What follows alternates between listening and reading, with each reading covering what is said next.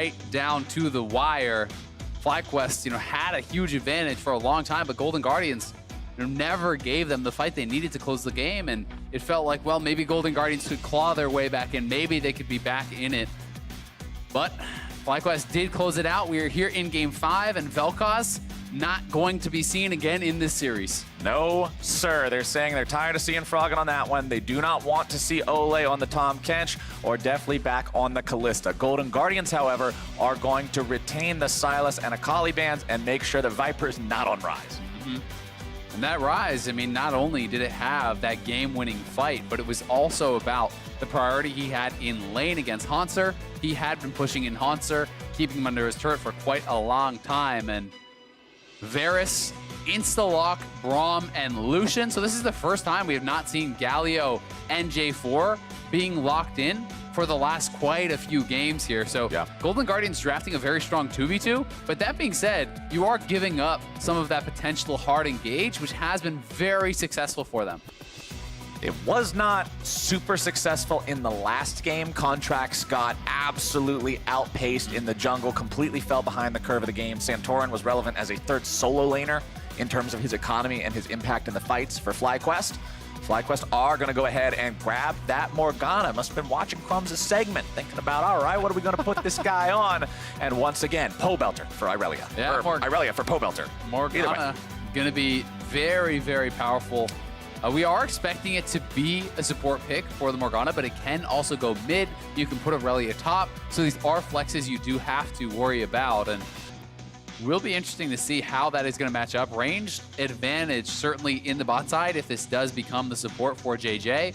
Going up against Deftly and Olleh, you are going to have the poke advantage. You are going to be able to certainly deal with them fairly well in that 2v2. But Braum Lucian has a really strong all-in and also fantastic gank assist. Not a big fan of the Lissandra pick for the side of Golden Guardians. Already talked about how it doesn't feel stylistically like a Froggen champion. We'll see if this plays out differently from the first time we saw it, but Golden Guardians have made the important adaptation of banning out the Swain. Yep, so they may be saying, hey, that is the only real issue with the pick was actually that we couldn't deal with that Swain. We didn't have the DPS to answer that. Galio going to be banned out, so if they don't want to take it, then they don't want their opponents to actually be able to grab it either. Swain will not be able to be there for the answer. If you are going to go for the same style draft, I mean, this is basically what they drafted before. They did have Lucian as the AD. I do believe it was Lucian and Galio, though, as well as the Lissandra. They're going to need more DPS, certainly across the board, I think. Yeah. So you're looking at some sort of a carry in the top lane. Perhaps here for Hauntzer. We'll see if FlyQuest wants to target that. GP taken out, which makes sense. Exactly what you were thinking there. Keeping him away from something with some rich potential. This is another answer for that, right? You bring in more consistent DPS from your jungler. And Santorin did play that Kindred early on in the series. This is going to be the second play here for Contractz in spring. And he's going to be on that Kindred. So if he can have a good game for himself, certainly can bring that teamfight DPS, is a big threat. Lee Sin, though, can be, especially early on, a very strong answer to that Kindred. You can win the duels. You can kick him out of his ultimate. And the kicking out of the ultimate is the one thing I always look at when you're up against Kindred. How much displacement do you have? Because it can really, really mess up how good that champion's ulti is. Final pick coming in for FlyQuest. Hovering back and forth between a few things. Don't be bamboozled. It's never actually real.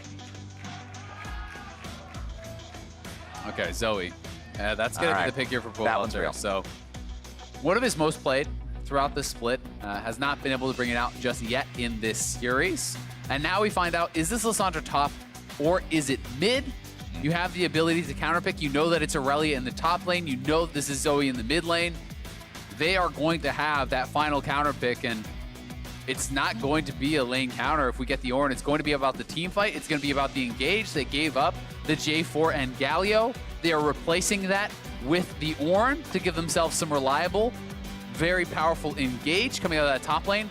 It is also worth noting how strong he is if you get to that really long game. Because of the passive, you can upgrade your teammates' items. Also explains why they took Lucian Braum early. FlyQuest was defaulting to picking Braum in first rotation, which is really bad for Golden Guardians if they want to pick Ornn because of how good Braum's shield is at blocking the Ornn horn.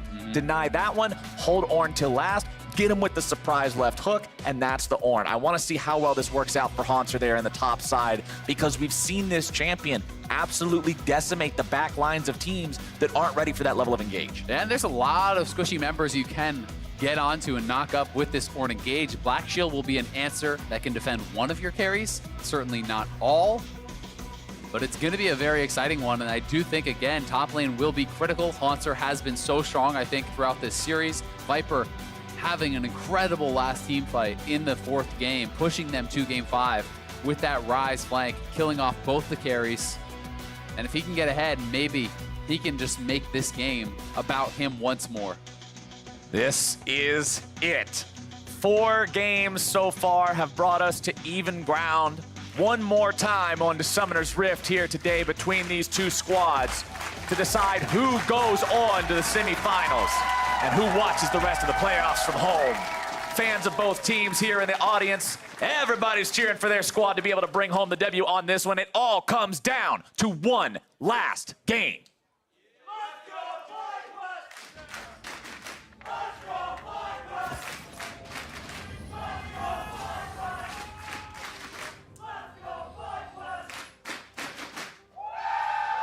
FlyQuest faithful here every week.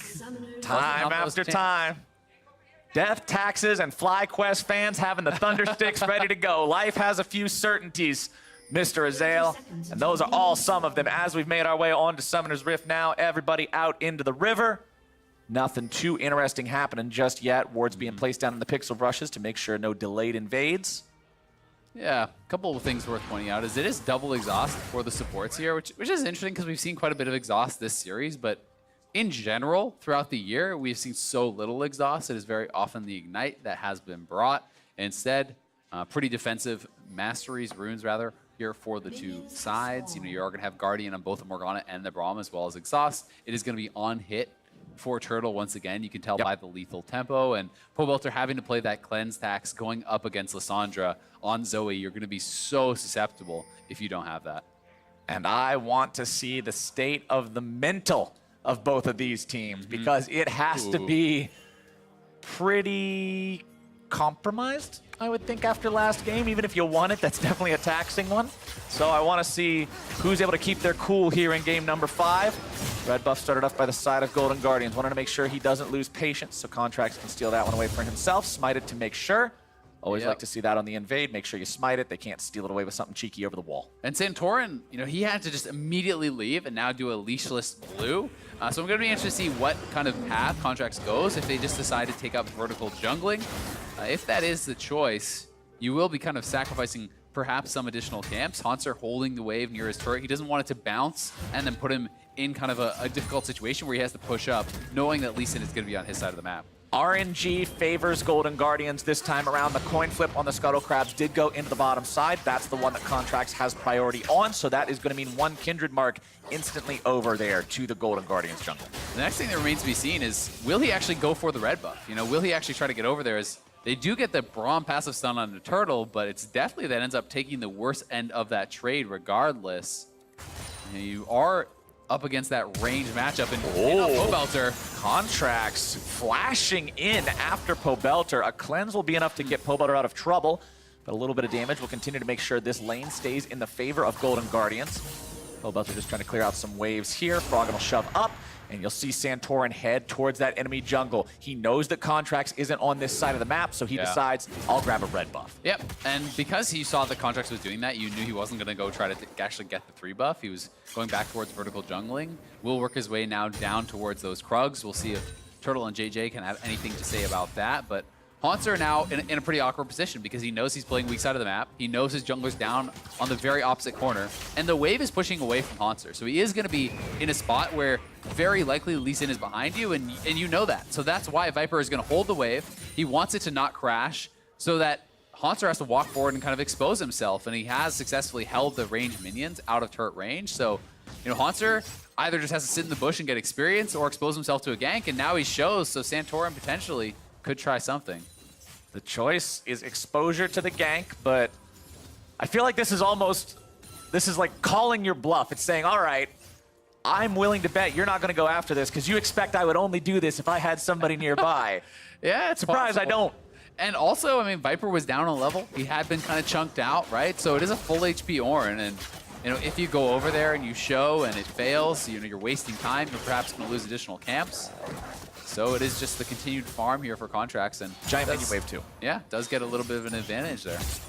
Viper will now push things back out, recognizing that he no longer has the opportunity to really punish his opponent like that. However, he does have the CS lead, considering a lot was heading towards him. Some of that will be made up here as Hauntzer gets the opportunity to catch up, but pretty even state of things in the top side of the map. Yeah, it'll be interesting to see how this bottom lane does continue. You know, as the base was actually canceled there, so Hauntzer just holding on, trying to keep Viper around for a little bit longer. And Ornn can trade quite well with a lot of these melee matchups early on with that brittle, and you know, if you can get the knock-up, you can actually put out quite effective trades, especially with Grasp in those early levels. It takes Irelia, you know, a little bit more time to kind of get those items, and in they go, perhaps? Nope. Santorin not going to be caught out by the claw there, but with a mark spawning on the crab, this is something you want to contest, and the teleport coming in means FlyQuest are not willing to just let their opponents take this one away. Froggen's in a lot of trouble. Flashes away from the paddle star. Flash no longer available here. Pobelter over the wall. He misses the trouble bubble, but it's still first blood FlyQuest. Yeah, gets a flash to follow, taking it from Froggen, and the TP in does end up working out, as it meant Hauntzer and Contractz can't actually help out to fight there. So first blood over to Pobelter in game 5, and the mark will go to Santorin. So Kindred gonna be missing out on that. Nice early play from FlyQuest, and here it is one more time. The setup was there. Ward is down. They call for the TP. Hauntzer has not based, so he's certainly at a weaker position. And Santorin just following, chaining his slows. He had the red buff slow. He ward hops up. He chilling smites him. Pobelter grabs the flash from Froggen. Despite the nice sidestep on that sleep, there's enough damage and no more escapes available for Froggen. Good job there from FlyQuest, nice and early on here in this game, getting themselves on the board. Also importantly, it goes over to Pobelter, making sure that that huge damage carry in the Zoe is online. The further ahead of the curve of the game she is, the easier it is to one-shot. And it has often felt like so goes mid lane, so goes the game, right? When you think back to the previous Lissandra game, it was Froggen actually getting bullied by that Swain, and that game certainly was heavily in the favor of FlyQuest. Last game, more of a kind of even affair, I suppose, but definitely Pobelter, when he gets an advantage, that has really spelled good things for FlyQuest, as Golden Guardians feel very, very dependent on the success of Froggen as this huge threat. You want to start talking about spelling some good things? Well, Infernal is a word that Golden Guardians like to spell right about now. Pobelter over the wall, trying to maybe make something happen here. Paddle Star coming through. Will not connect onto the Drake. This should be easily smiteable by Contractz. That one is secured by Golden Guardian. Yeah, that's a big one. Grabbing an early Infernal, and the next dragon is Infernal. So that means team fights, that means pressure around that objective, and it's going to be a lot about which teams are online early enough to do it. I honestly kind of favor in a 5v5 Golden Guardians early on. When you're looking at some of these champions, I feel like Ornn, Lissandra, Lucian are generally ready to go pretty much from the start of the game. When you have those ultimates, you're going to be very, very powerful. So we'll see if FlyQuest wants to opt into a fight. It can make you pretty susceptible as this Varus kind of wandering into one of those open style areas. Pretty even farm in the solo lanes here so far. Biggest discrepancy is on this bottom side of the map, where Deftly has built himself up about a 15 lead over WildTurtle on the Varus. We saw this Varus win lane earlier today, but now it's Lucian who's really got his number. Yeah, Lucian very strong, early laner certainly, and also this is on hit, which I think turns on later compared to kind of the poke style build. But we'll see how Turtle is going to do going forward, because he was massive last game with that on-hit build. He hit full build by the end of it, and was really such a huge threat for FlyQuest, playing out a lot of those team fights very, very well. Never really caught out of position, it feels like, whatsoever in that last game either. Deftly will just continue farming up here. Remember, the Lucian Braum, one of those lanes that's just well known for how strong it is in a 2v2 as well, so likely not going to see FlyQuest trying to make any moves against them unless the jungler is going to be showing up. Santorin is on the top side of the map right now as Contractz shows up just in time to see the crab stolen away. Contractz will walk up into the brush here. Viper's going to be the target. Ornn comes through, able to find the knock-up onto 2, taking Viper very low. Looking to maybe finish him off if they can. Santorin going to be taken almost down now as well. It's 1 down. Can they make it a second? The Drowsy comes out. The Ornn can't complete the chase. On the side. And now Pobelter's going to be locked down by Froggen. Cleanse is popped. 1 kill over to the side of Golden Guardians. Won't be able to make anything else happen just yet. Lamb's Respite still up and ready to go. Pobelter still walking forward. Does not have flash. Santorin doesn't have it either, so won't be able to chase. Yeah, it is the trade of flashes. But the sleep Pobelter. Okay, Pobelter got the sleep down that time. That was a very important bubble. Yeah, it definitely was, or he could have been perhaps just chased down with that Kindred E landing. And well-played team fight, honestly, or rather 2v2 from Contractz and Hauntzer. Here it is one more time, and it is Viper and Santorin that are closer to the Kindred, so you think, okay, well, they can go for this, but then Contractz flashes back towards Hauntzer, the double knock-up there from Hauntzer, and all that time, Contractz is getting damage down. Santorin falls, and that was a mark as well. Viper barely able to get out thanks to some nice peel from Pobelter with that sleep, but they're not able to quite get down Pobelter. They do force out the cleanse, so they could look to try to return when the ultimate is up before that cleanse is back for Pobelter. Important distinction between these junglers too. Chilling Smite versus challenging Smite. The blue Smite is much better for setting up plays and getting yourself in a position to maybe land a big kick, but when it comes down to 2 guys walking straight at each other from each side, red Smite's always going to have the edge. Yeah, it really is very, very powerful in that regard, and this wave is pushing towards Hauntzer. Contractz waiting in this brush for a potential counter gank, or even if Viper steps too far forward, they could look for something, but it's a tough play to make happen when you don't have the ultimate on the Ornn, so just going to be sitting there to cover his top laner, and not much else will come of it. Game very even between the 2 sides. Still a few hundred gold lead here for FlyQuest, thanks to the farm they've managed to grab themselves in the solo lanes. A little bit of an edge in the jungle there too. You can see Santorin hanging around the mid lane just in case anything's going to happen. Not really many camps to farm on this side of the map, so we'll head towards his top side now as Contractz clears out his own Braum. And so far, a lot of vision for FlyQuest over by this next Infernal. You can actually see this whole line all across the mini-map of wards that they do have. They're really sitting in a good spot for that, but they're looking for JayJ. Here comes Contractz. JJ's not in a good spot. More auto attacks going to be flying out. Contractz has to pop Lamb's Respite. He's taken down very low, jumps forward and shoots him down. It's definitely grabbing the kill credit. Yeah, they're going to get that kill, and Froggen sent back as the sleep did land, is able to kind of buffer the claw to get out, but now 40 seconds on the Infernal. You need to see teams resetting now, looking for it. If Contractz died now, it'd be bad. Contractz walks up, places the ward down in the brush, is not picked off by Pobelter. That one had to have you sweating. Yeah, definitely. You can see Froggen, though, pushing out mid lane, trying to buy him some time, and it's Santorin on the Rift Herald. He should have time to kill this and then potentially move down for the Infernal, but Blade of the Rune King completed now for both of these bot laners. We'll see who's going to be the first one to make the move towards this second Infernal, which would be so big if Golden Guardians can get that double advantage, and FlyQuest want to even it out. If you get the Rift Herald, you can also grab it, immediately just chuck it into some other lane, and say, hey, go answer this thing, we're going to grab Infernal Drake. Yeah, that's something that really does demand that attention, especially pre-14 minutes when turret plates are available. You don't want to just be giving over those turret plates for free, so Santorin, as you call, could actually drop it mid lane. We'll see if he wants to do it, because Lee Sin is actually weaker in a team fight with the Rift Herald there because you don't have access to your Trinket Ward. Right. You know, you're not going to be able to go for the Ward Hop, but Contractz may just get exploded. TP coming in. Contractz is destroyed. Pobelter makes sure he lands the paddle star, but now the Winter's Bite coming in, the damage stacking up. Pobelter getting himself away, and critically, Golden Guardians do not get the opportunity to answer. Yeah, the move speed on that Spell Thief there for Zoe, allowing Pobelter to just run out. But Contractz is respawning, and the fact that they pushed Pobelter out means no team had enough of an advantage to actually take the Infernal. So Contractz is up now. He will be running down here. We'll see if Golden Guardians can actually just kind of push them back for long enough for their jungler to rejoin, because then they're in, again, a pretty good spot to threaten taking this. WildTurtle, as soon as that claw came out from Froggen, you saw 2 different shields just be immediately put onto him. Right this way, Mr. Turtle. We'll get you out of danger. Yeah. You gotta escort the VIP, man. Turtle gonna be so important. You know, the biggest source of consistent damage here is Contractz gets welcome to Zoe, does walk forward, hit by the Sleepy Trouble bubble, and certainly is a lot of trouble there. boom, Bubbled. Now you see him, now you don't. Contractz is like, yep.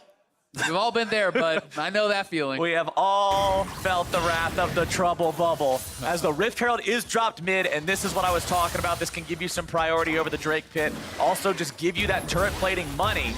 Pobelter hanging out nearby saying, all right, if he steps forward, I have the opportunity to at least threaten him with the trouble bubbles. That's 320 gold in the pocket of Pobelter as he is able to be nearby for those turret plates.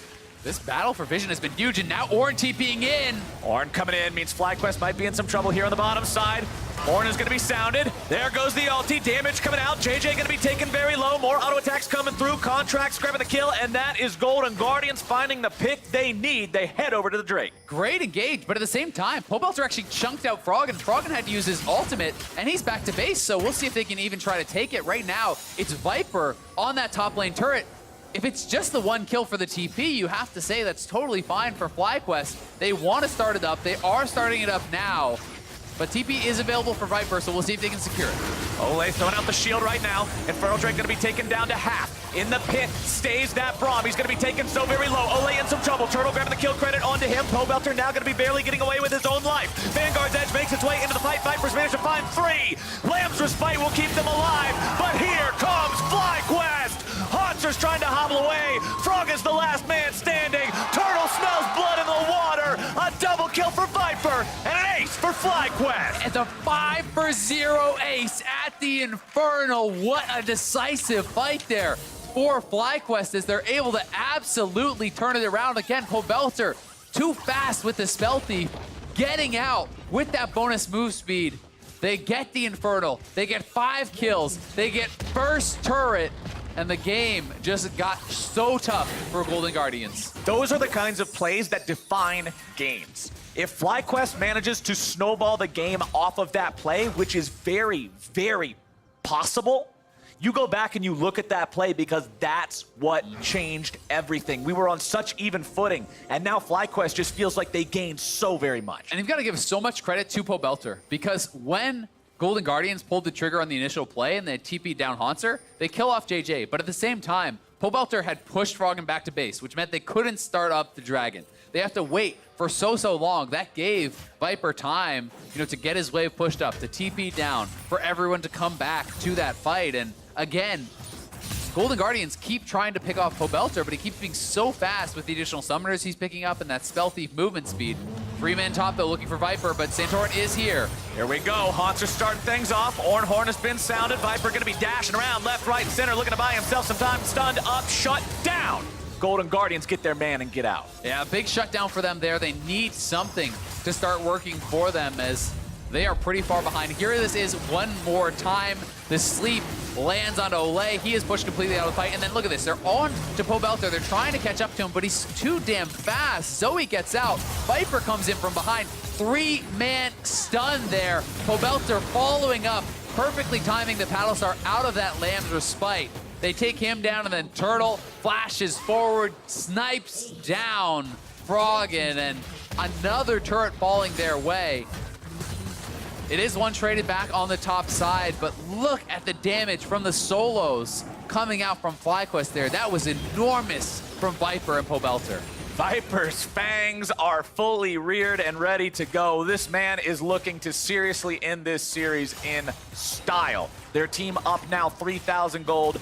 FlyQuest sitting in the lead, tied up on those Infernal Drakes ever so critically, and we're moving closer and closer towards the point where Baron will once again become an element. And you gotta look, where is the gold on these teams, right? And you look at the carries here across at FlyQuest, all of these guys sitting in such a good position. They are the ones who have grabbed all of the kills. They're so powerful at this point in the game. Pobelter is sitting at about 10 CS per minute.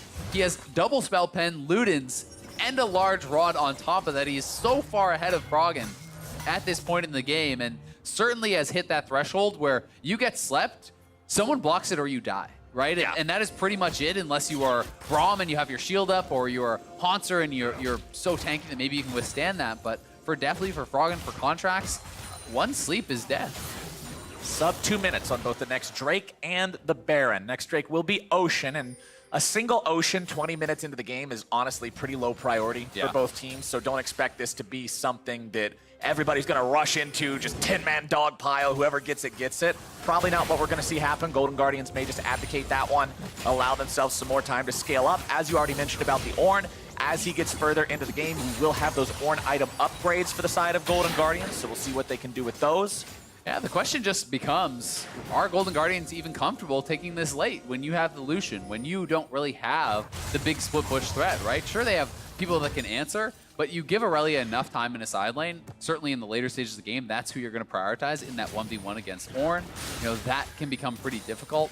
Varus, certainly a monster in the later game stages, going to be putting out more DPS on average, you would expect, than the Lucian. So we'll see if they can actually force these fights. And if they can find those pickoffs, you know, utilizing the Ornn ultimate, I think is going to be such a critical part of their success or failure in this game. Absolutely. Black Cleaver now done on the Lee Sin as well, so plenty of bruiser stats ready to go here on this guy. Flash also nearly available for Santorin. Such a critical spell on Lee Sin, 15 seconds or so away right now. That's what determines whether or not you can make that huge play, starting the fight, knocking somebody out of position.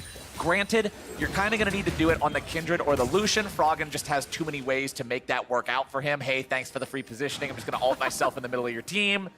But still, plenty of opportunity for playmaking there. WildTurtle firing off an arrow, not going to find anyone. FlyQuest moving into enemy territory. Considering they've got the mid lane and bottom lane tier 1s down, it's pretty safe to move up here and sit down some wards. Yeah, exactly. And they're going to try to take away whatever they can. Golden Guardians getting mid lane priority, though. They're shoving in to try to threaten this turret, and Viper is coming over. 10-man mid. We'll see if there's going to be a fight. Finding found its way onto Hauntzer. Ornhorn's coming in, but the sleep has already made its way onto the Golden Guardians line. It's only onto Olleh, who's going to be bound up here yet again. The Braum tries to stay alive. Lamb's Respite looking to do the work it can. Olleh still barely getting himself away. Viper into the back line. JayJ going to be dead. Olleh now to support for support.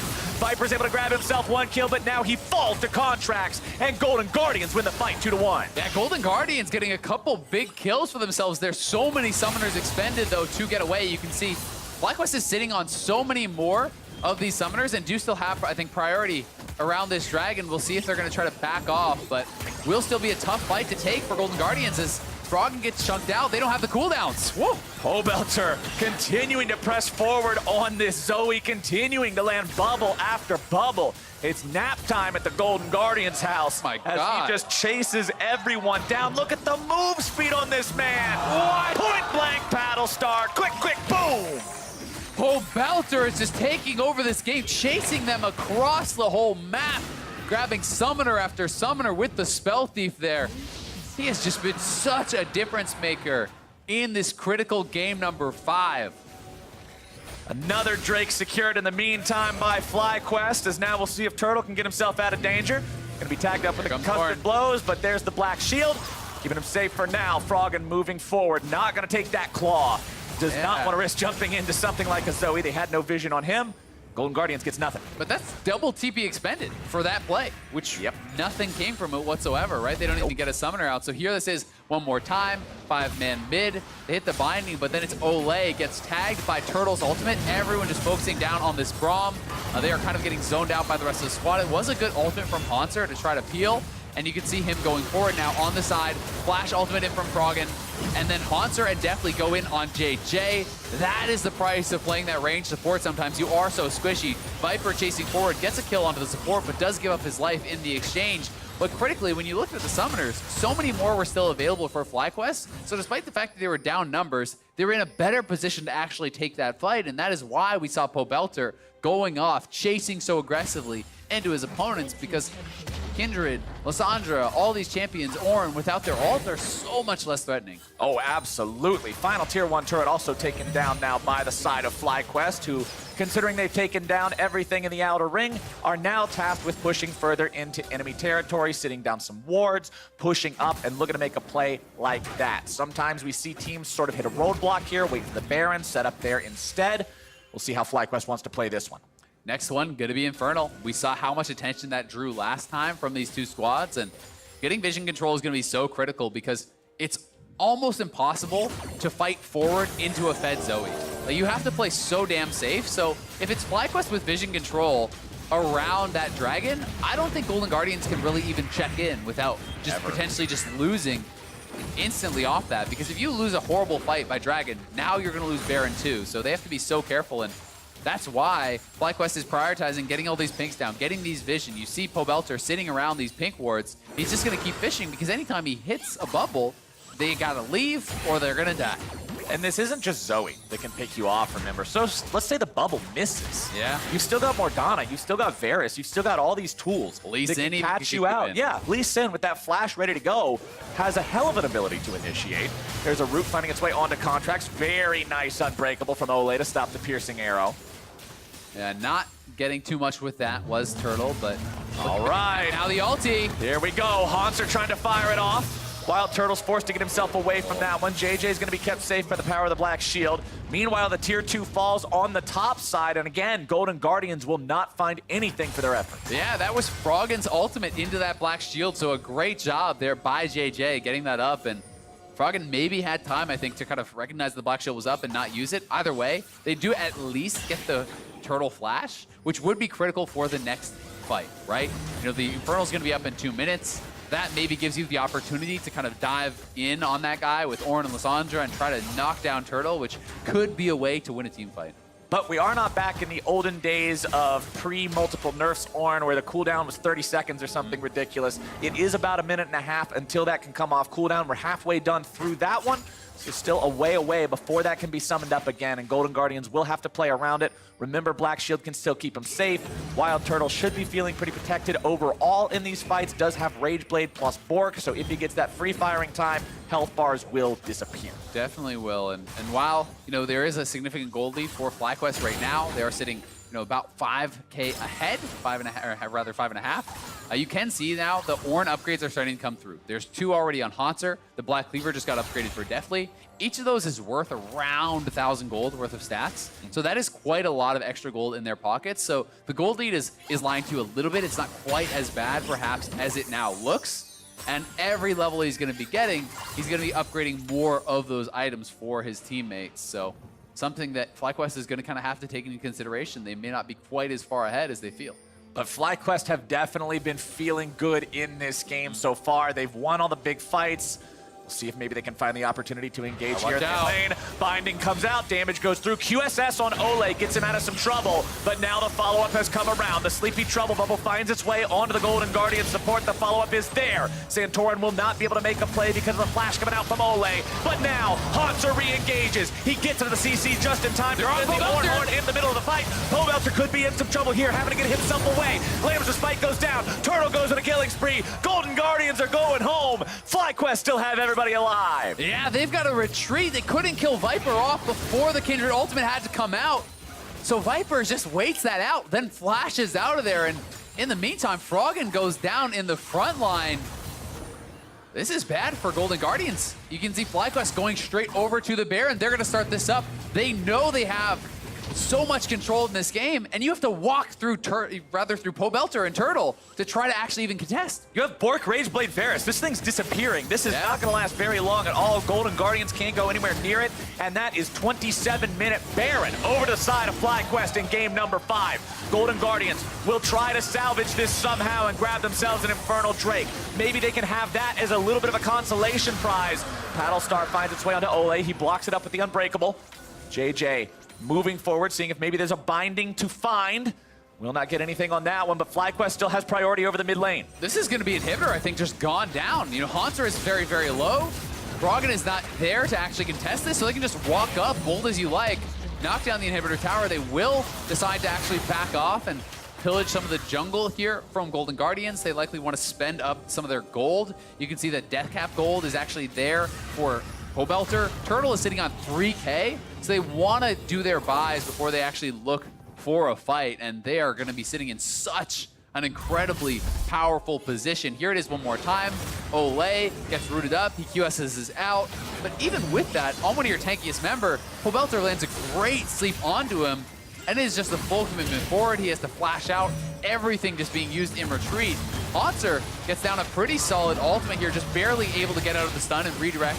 But then Froggen diving in onto Pobelter, but there's no follow-up for him. They don't have anyone there to finish it off. And you can see Viper forced out the ulti from Contractz, waits out the Lamb's Respite, then flashes out, so they didn't have enough damage to actually kill him off before that had to be used. And now Golden Guardians up against it. Game 5 here, they were up 2-1 and are so close to getting knocked out in the quarterfinals. FlyQuest started this series off in a pretty rough way. Golden Guardians had a dominating game number 1, but FlyQuest bounced back into Game 3 looked a lot like number 1. They survive and win in the slugfest that is number 4. And now here in number 5, they've got an 8,000 gold lead. This is FlyQuest's game to win or lose. Olleh loses about 2/3 HP there. Tier 2 falls in the bottom lane. FlyQuest continue their push up this bottom side, seeing if maybe they can break a second inhibitor turret. Pobelter has just been a man on a mission this game, just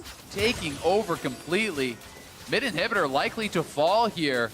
Turtle working away on that. We'll see if they do just finish it off. Here comes the Ornn ultimate. Ornn coming out, but Morgana Black Shield means Turtle cannot be the target. Contractz jumps over the wall. He won't be able to find much of anything. But with that big engage tool gone, FlyQuest just backs away and says, all right, back to the same thing we were doing. Right back onto the mid lane inhibitor, and it is down. Yep, and Viper's pushing in bot. The wave is already prepped. There's a Baron cannon here as well. The sleep lands. Sleepy Trouble Bubble comes through. Paddlestar's not going to find the mark. Binding makes its way onto Olleh. Nobody wants to dive underneath the turret just for the enemy support. More damage being dealt now onto the tier 3 turret. Into the back line goes Froggen, looking to find the lockdown, looking to find the CC. Lamb's Respite keeps Golden Guardians alive. Vanguard's edge here into the middle. They're able to find Contractz. They're able to find Froggen. Everybody's going to be dropping here now. FlyQuest will find their fight. All that is golden will not glitter today. And FlyQuest will defeat the Golden Guardians in Game 5. They're on to the semi-finals here. The comeback victory for FlyQuest. Pobelter absolutely taking over in game number 5. 6-0-7 on the Zoe. What a performance. This series was a war, and the battle that won the war was Game 5. It was Pobelter on the Zoe. He had no deaths, neither did Turtle on this Varus. These guys stepped up, this whole team worked well together, and they demonstrated not only can they play well on the Rift, but outside. The adaptations that they made from game to game allowed them to recover from a bit of a shaky start and seal the deal. Certainly did. Such an impressive series for them, but also credit to the Golden Guardians. 5 games deep in this series, had their chances very close to taking it, and do still make playoffs for the first time as an organization. So an impressive run for them, but it's FlyQuest that will reign supreme today. They're going to be moving on to the semifinals to fight either Team Liquid or Cloud9 based on TL's choice, and that's going to be an exciting series. That will be Team Liquid's choice to make after they see the results of the victor of the other quarterfinal that will be played out tomorrow. But FlyQuest have got to be feeling good about making this win happen here today. I think when they go back and VOD review this later, they're going to be looking at games 1 and 3, seeing what happened, because those were pretty one-sided for the Golden Guardians. But game 2 looked really good. Game 5 looked really good. And in game 4, that's the game I want to go back to time and again, because that's the one that really decided it all. That was the one that was so close. And how they managed to find that collapse and just work together as a team was great. It really was. And, you know, the rookies certainly having some strong performances. A Viper coming through, you know, really being able to step up. I think he had some very, very good showings here for FlyQuest, especially after what was a very shaky start in game number 1, to see him actually have the poise to bounce back in the series, to make some very critical plays for the team when going up against someone who has so much experience like Hauntzer, who has won championships, who has gone to Worlds, who has done all of that. Very impressive performance, I think, from Viper. And when you look at 2 out of the 3 wins here for the side of FlyQuest, the 2 most convincing wins, Swain and Zoe. Pobelter is this guy that earlier on in the split we talked about, oh, it's cool because he's back on FlyQuest. He's not so much in this backup, more of supportive role anymore. He has the chance to take center stage and really put things on his back and carry the games. Those were carry performances, especially on the Swain and Zoe games. And for more on the victory, Azael is standing by with the FlyQuest jungler. Thanks, guys. Santorin, congratulations. That was such a grueling and intense series against Golden Guardians. So how does it feel, and how excited are you to be moving on to semis next week? I'm so happy right now. There's no words I can describe how happy I am right now. Because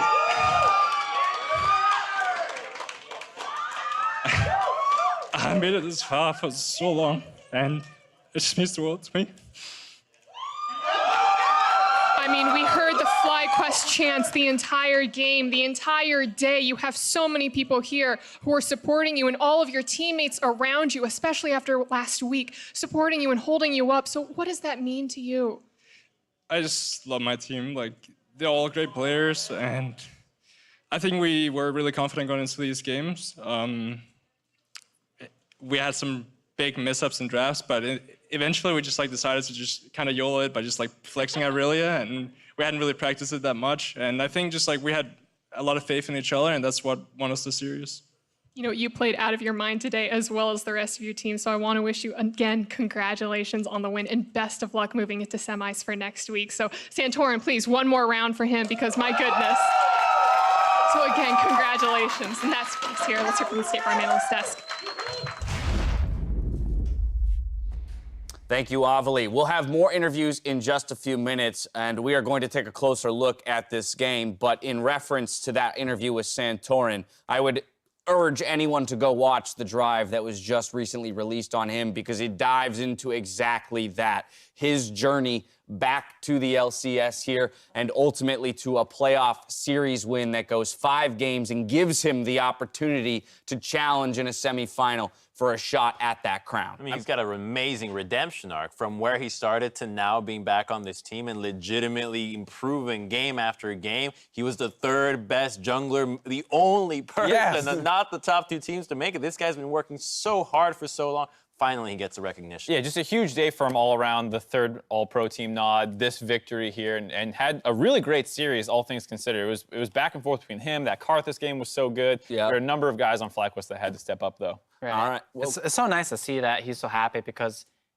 he basically got validated that he's still a worthwhile pro player since he's been struggling a lot with that, whether thinking he's good enough or not. Now that he's made semifinals, he can confidently say that he's a good enough jungler to be in the LCS and the top 3 team. And this goes right along with the story of more players on that squad, right? FlyQuest from day one has been the team, the misfits, the guys who are playing second fiddle to somebody else on a roster when a championship was won. And in this case, those guys come together and make their push for that same title. We'll see if they can get it done. The competition only gets tougher from this point, but they took the battle that they needed to take today with a 3-2 victory. We got Silver Scrapes in the first playoff series. I mean, there's so much to celebrate in this win for FlyQuest, and we're going to get to some of that bigger picture stuff. Before we do, I do want to talk about this 5th and final game where they did ultimately come away with the win in another back and forth, fight-heavy game. So let's break it down a little bit. Pobelter.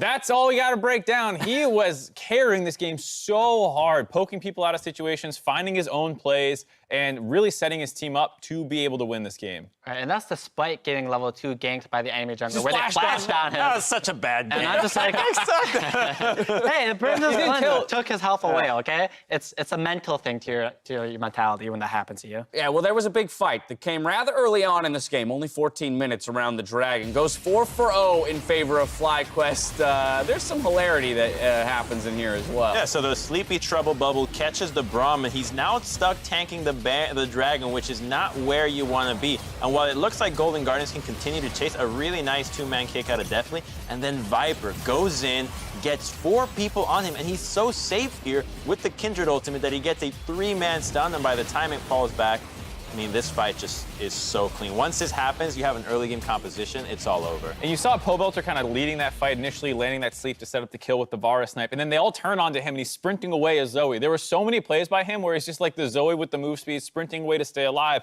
or later in the game, chasing Contractz down through the jungle. It's frustrating when you have to play against someone who can pilot that champion to that level of perfection in a game like this. To hear more about that series, though, we are going to throw it back to Azael, who's standing by with the Golden Guardians support. Thanks, Dash. I am here with Olleh after their series. I want to thank you for taking the time to talk to me. And before we start, is there anything that you'd like to say at all about today? Today was a really close game. I think everyone enjoyed the game, like even FlyQuest or our team. And yeah, I mean, today, just nice day. Yeah. And like you said, it was a very close 5-game series, grueling series, even with that. But I do want to highlight that last year it was back-to-back 10th place matches for Golden Guardians, and now this was your first playoff. So, I mean, what was that experience like for you guys coming into today?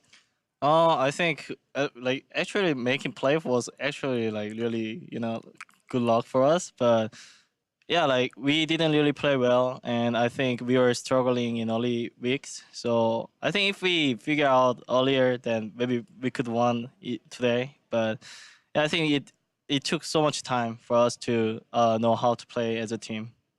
Well, reflecting back on the spring split, what was the biggest lesson or maybe takeaway that you had that will help prepare you for summer? I think I'm glad that my AD carry got some playoff experience, and I think we can prepare better as a both duo. And the other thing is, I think as this like organization, like it's our first playoff, so I think our management also learned like how to prepare better. So I think summer will be absolutely great. Well, Olleh, thank you so much for taking the time. Back to you guys. Thank you very much, Azael. Olleh citing, of course, the fact that they struggled early on in the split, and it did take them some time to really find their identity as a team that ultimately allowed them to get to this point. I think it should be noted, back-to-back 10th place in a split, and then from there, you go into a playoff position, and you bring your first quarterfinal series to 5 games, along with a rookie in the bot lane. So there should be a nod given to the Golden Guardians organization and what they've achieved in the course of 12 to 14 months. Right. They changed the entire management, most of their roster. So to go from 10th to 6th, that's a really good jump. You know, you made it to playoffs, you beat 4 other teams.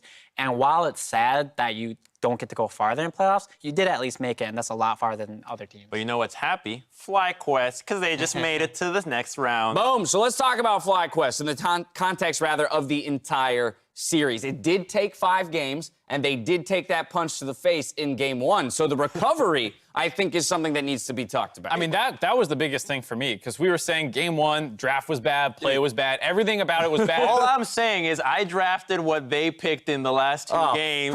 Come on. They kind of won with it. It's all about Thrums. All about Thrums, guys. Stop down. But I gotta say, like, coming back from that, we said there's like a lot to improve on in a game 1 that starts so bad, and they made all the right improvements to actually come back in this game. So I thought I was very impressed with FlyQuest players' stability in terms of their mentality of not getting tilted from a game like that, and the coaching staff as well. Right. I gave a bit of flack to Viper, but in the last 2 games, he played a lot better. Basically, Deftly on almost, I think, in both the games, and popping off on the carries of Rise and Irelia.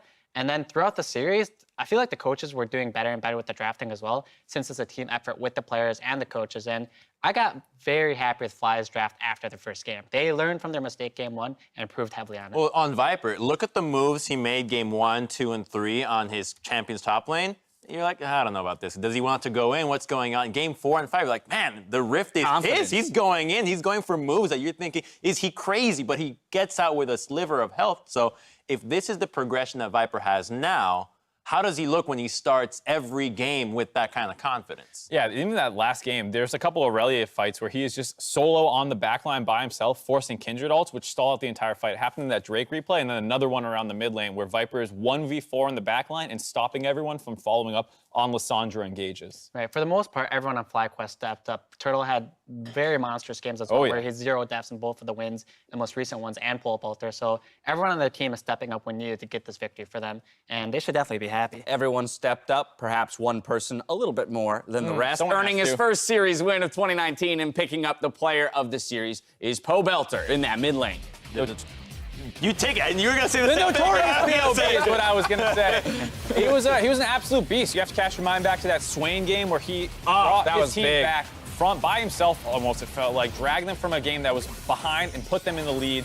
And then in this last game on Zoe, absolute monstrous performance, finding solo kills for himself. Did struggle a little bit in his Irelia game, but was still basically tasked with diving in 1v5 to deliver a Galio ultimate. I mean, no one wants to lane against Froggen on red side. He has complete counterpick against you every time you have to deal with the Velka. And you never, because he's not a standard player, so he had to go up against that, suffered through it, and still found a way with the draft later on to make it work. So this is the guy that you usually see make it to other teams and still get your wins. He's the guy that brings the pillar to your team that allows everyone else to do the rest. And today, he was his own pillar. And I'm sure FlyQuest will continue to rely on him when looking ahead to those semifinal matchups possible against TL or C9. Pobelter has a ton of experience in the mid lane, and in particular in best-of-5 series. And so that's where, again, we point to the games like the Swain, knowing that, hey, in order for my team to recover, I need to put this performance up. I need to buy them space. I need to help with the mentality of the younger players who might be looking at games 1 and 2 and say, oh man, I don't deserve to be here. And in fact, give them the confidence to move into carry positions like games 4 and 5. Yeah, and when on game 5, he busts out Zoe, and the second he gets that pick on Contractz, everyone else is like, oh, thank God. It's like a joke got cracked in the room. Everyone's happy. You know that your guy in the mid lane is doing what he needs to do, getting the kills on the champions that are most vulnerable against Zoe. Well, before we wrap up the day, Azael is standing by with our player of the series.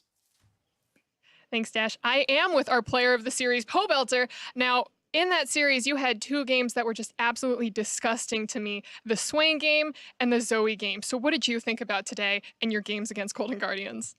It was really long, very, very long series. I haven't played a 5-game series since like 2016, so we were all starting to feel a bit tired at the end of it, but I think it was a really good experience for our team, having a lot of rookies and players that aren't like experienced in this high pressure playoff situation to then get that experience. And I think gradually over the series, we were able to like thaw out a little bit and be able to adjust to the pressure. So that's what I'm most thankful for.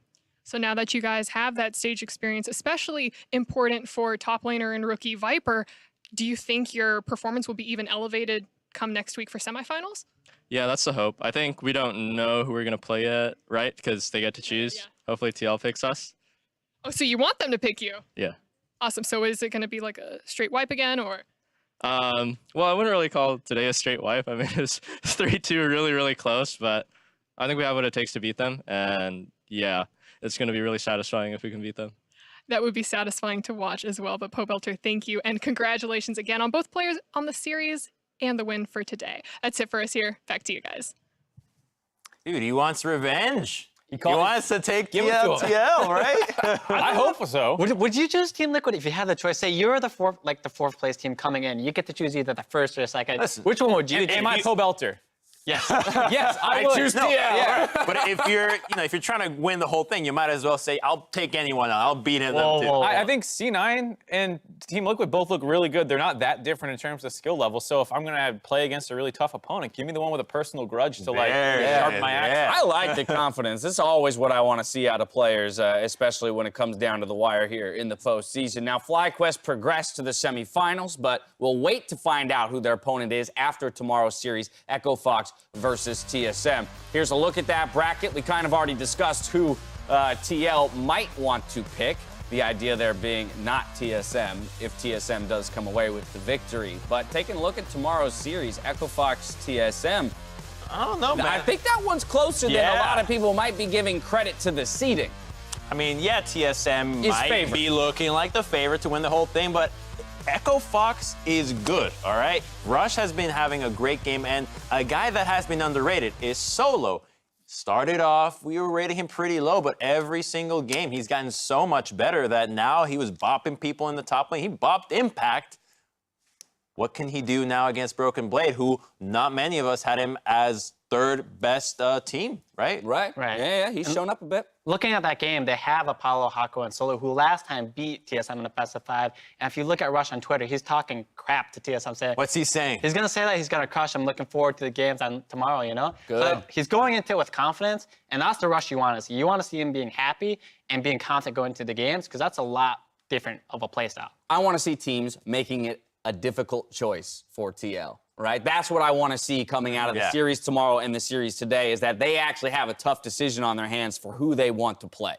But would it be that tough, though? Because if whoever wins this match, they would have to look equal skilled or worse than FlyQuest for it to be a tough choice. Well, let's say that TSM wins, right? There's a 99% chance to avoid them since they are 0-2 versus TSM, and just because that just makes the most sense. But if Echo Fox wins, then it's like, do I want Echo Fox or do I want FlyQuest? And then that's where I think it comes close between which team they would choose. If I was TSM, I'd probably choose Echo Fox out of those two. Right. I mean, you want to go really far down the rabbit hole. There's a way that Echo Fox loses to TSM, but still exposes weaknesses in TSM's game that TL then feels they can better exploit themselves, being a better team than Echo Fox. Anyway, that's way far down the rabbit hole. After Sunday's show, we will be releasing some footage left on our edit base next to a pile of half-eaten kibble. It seems a gang of cats and dogs were playing some sort of show match. I can't speak to the details of it, but I know that it will go live after the quarterfinal match tomorrow. Am I on the left? No, what are you talking about? Well, like Wait, he's a dog? The far right. What are you talking about? I'm a cat. Oh. That's a cat. Oh, that's a cat. Is that a cat? Did you think that No, was that's you? that's a dog I don't know. right It's there. in my seat. No, the one on that is a black cat on the right side of the screen. Dude, no way. That looks 100% like a dog. Guarantee you that is a cat. I see believe two that dogs is a and two cat. cats on that image. None of them are Mark. All right. Fair enough. In case Mark was still confused I was about whether or not he appears in this photo. Mark, you do not. I am not. in this photo. I'm excited for that. I haven't looked in a mirror in like 20 years. Yeah, clearly. All right, if you need more League in your life, LEC's quarterfinal match between Splice and SK Gaming will be aired after we sign off, which we're going to do right now. So now for myself, the casters, the entire live broadcast crew, thank you for watching, and we'll see you tomorrow for more of the LCS playoffs. Good night.